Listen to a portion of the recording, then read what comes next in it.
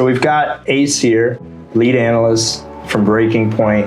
He's been on quite a journey. Let's take it back, man. Where were you at in 2019? 2019, MW 2019 was me really when I was stepped out of Call of Duty for a long time, and I was just playing just for fun, supporting my cousin, Accuracy Lamar, and just having a good time. You know, not in that game. I actually hated MW 2019 the most out of any Call of Duty ever made, but it was just a fun time. Then, of course, 2020 hit, and that's when, you know, everyone COVID, everyone went home. I was just trying to live a normal outside this life, but yeah. 2020 hit, started streaming, doing the stocks stuff, where anyone doesn't know where the stocksman comes from, I actually streamed and traded stocks live. But yeah, now life's taking me on a whole different journey, and I'm back to what I've loved for almost a decade. What are you doing here today? Today I'm here because of you, to be honest. You brought me out here. I'm doing my first real lick of casting. I love the game. I've been playing for 10 years. I competed, I coached, I've managed. I've done really everything in the Call of Duty space that you can do. But I really want to specialize in everything that's creative and in front of a camera. So whether that's podcasting, whether that's video content, whether that's short content, and casting, I just want to prove to everyone out there that I'm the best at everything and there's no one that's above me. When did you know that you wanted to get into doing this? I mean, we met doing stocks and everything back in the day. Yeah. Back in the day. So take me through sort of your mind when you were like, okay, it's time to jump and do all of this now, make this pivot. I mean, that certainly had to have its own challenges. When did you come up with that idea? How did you arrive to that point? Man, it was one of the most difficult decisions because there was so much built up already in the stock space. Like, that's what I was known for. That's what I built my Twitch off of, my Discord, 20 to 25,000 people in that Discord. I think close to 20,000 on Twitch. Everyone knew me for stocks. It was a small group of people that knew me as Ace, actually knew who I was in the Call of Duty space. But I really started to get tired of stock content and making the same, here's my favorite chart, or here's what's happening in the market today video. And it was getting kind of being detrimental to my health as well. So I decided at a certain point, about 1.5 years in, I pretty much, without telling anyone, decided to stop streaming, stop making content in the stock space with this idea that I was gonna start to transition back to the thing that I never fell out of love with. In more than a decade, never once have I felt like Call of Duty's ever been a burden, ever felt like I didn't want to play the game, ever felt like I didn't love watching it, doing analysis of it. So it was just natural what came up. So I took about a year off completely in the shadows, people asking me questions, people in my Discord asking questions, didn't really answer many people except those close to me. And then slowly but surely, due to the founder of Breaking Point, Steve Wang, shout out him, of course, he really got me out of the depths, and I launched this podcast called The Exclusive Podcast, started doing really well, getting on some big names on there that I'd built friendships with and rapport with over the years. And then, the founder of Breaking Point, Steve Wang, found, he saw some potential in it, and he saw that I could do stuff, I could be very successful on camera. And he pulled me out, and he brought me to Breaking Point, and here we are, and I'm making strides so much faster than I ever could have imagined. And I'm thankful to you to give me my first casting opportunity. Yeah, first casting opportunity. How did it feel? I know you've dabbled a little bit before with The Flank and some other great hosts that have had you on. I mean, it was just a matter of time for you to have your own platform there. Yeah, The Flank, shout out Tommy, man. He's another guy who's just been very supportive of this transition. Tommy, Ben, Chris, Parasite. Yeah, man, just been very supportive throughout the journey, but that was just there for fun. Those are a lot of people.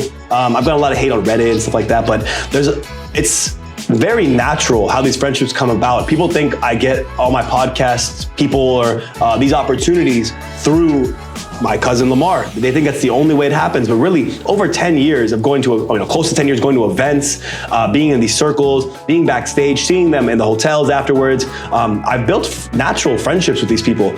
And yeah, I don't know, over the course of casting and such like that, the Flank stuff was just for fun, honestly. I would watch matches on stream, do the CDL watch parties for fun, but this really felt like I was intertwined. This felt like I was on the ground with these Challengers players. It reminded me of my first LAN, even because it's a different kind of nervousness, right? They're here to play, I'm here to cast for the first time. So everyone kind of playing their part. It was a great environment, one of the best LANs I've ever been to personally. I wasn't sweating 105 degrees in the LAN, fighting for my life to breathe. breathe.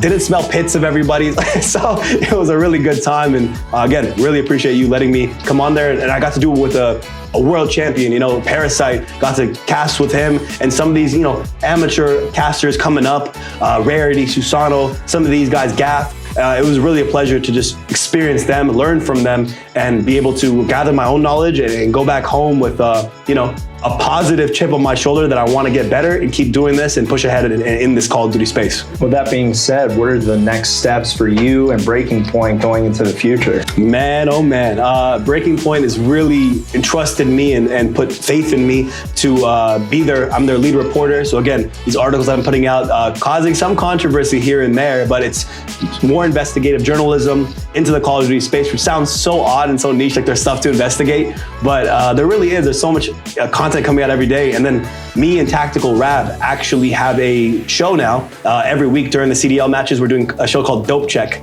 And it's an honor to be across from someone that I've watched for years, someone that's established himself for almost, I think, more than 7 years now in the space.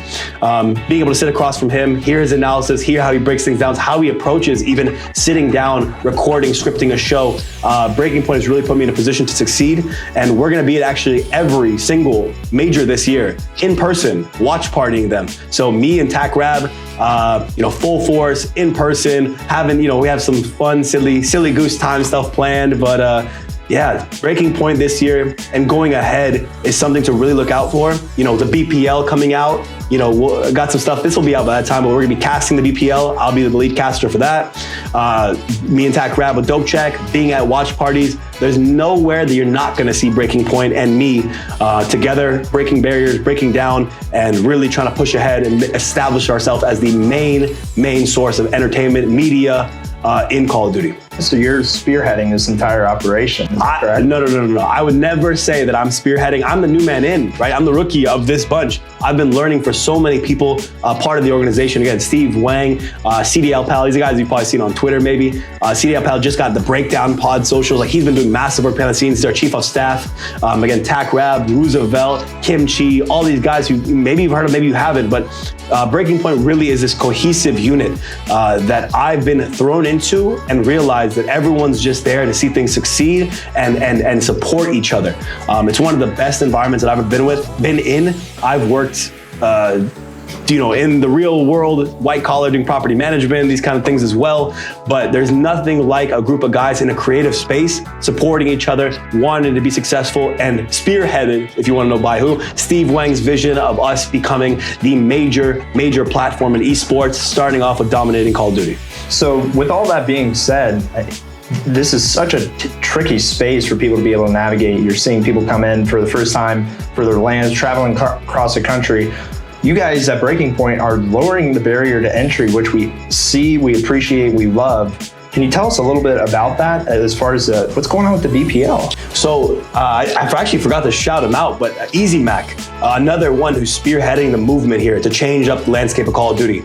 He's been working so tirelessly behind the scenes to establish BPL as this organized force for any player of any skill level, whether you're an amateur first fighting Call of Duty to a professional player. Obviously, we watch them, streaming it every night.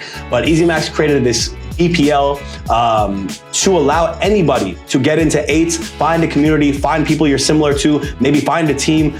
There's been nothing like it before. If anyone doesn't know, the past times at Call of Duty was really just like meeting people in pubs or ranked play and then kind of building up from there. You're kind of in the darkness, but BPL really is the game changer here for players of any skill level. And I'll also add too, it's not just in America. One of the biggest servers is actually the MENA server, which is in Saudi Arabia, which is in the Saudi Arabia, North Africa, and Arabian regions. It's actually one of the biggest, most active servers in the entire BPL across the board.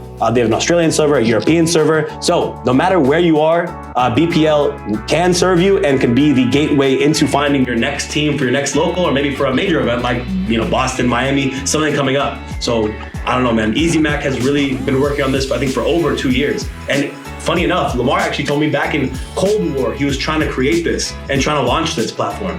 But he wasn't able to because they didn't have the foundation yet. Now though, it's really looking to be something that takes over the Call of Duty scene all around. I love to hear it. Well, thank you so much for coming on here today. Why don't you go ahead and plug the socials for the crew? Hey man, everything's at The Stocksman, not The Stocksman, The Stocksman. And I go by Ace The Stocksman. You'll see more of me this year. This is just a small moment in a whole year of entertainment here. CJ will be on for the ride. I'll be at any LAN you throw. I hope you know that. So guys, appreciate you. YouTube.com/TheStocksman, Twitter.com/TheStocksman. Also, breakingpoint.gg. Please check out the website if you haven't. Subscribe to all that. And yeah, I'll see you whether you want to see me or not.